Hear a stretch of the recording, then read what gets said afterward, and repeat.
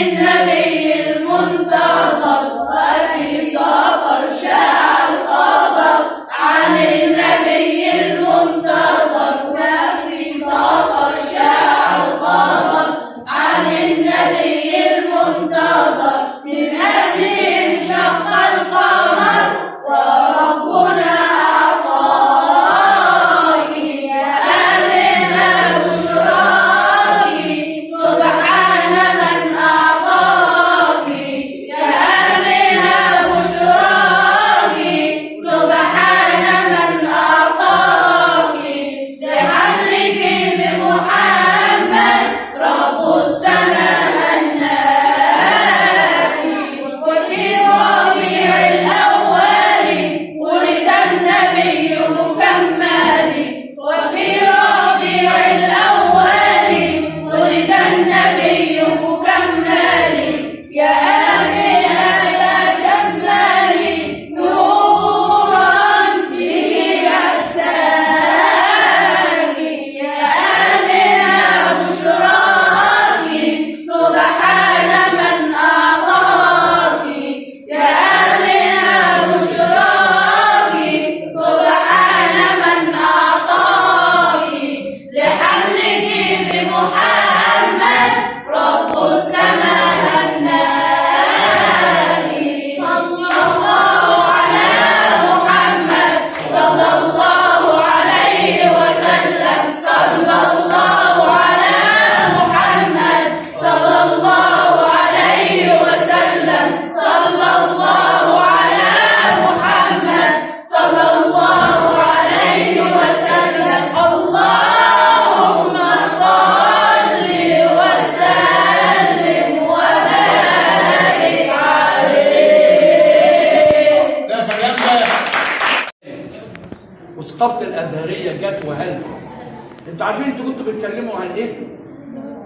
عن مولد النبي. انتوا بتتكلموا عن الرحلة المقدسة، الرحلة اللي جت من السماء للأرض عشان تنور الأرض وتغير مجرى حياة الأمم والبشرية، علشان ينزل لنا السراج المنير، عشان ينزل لنا سيدنا المصطفى عليه الصلاة والسلام ينور حياتنا ودنيا اليوم القيامة.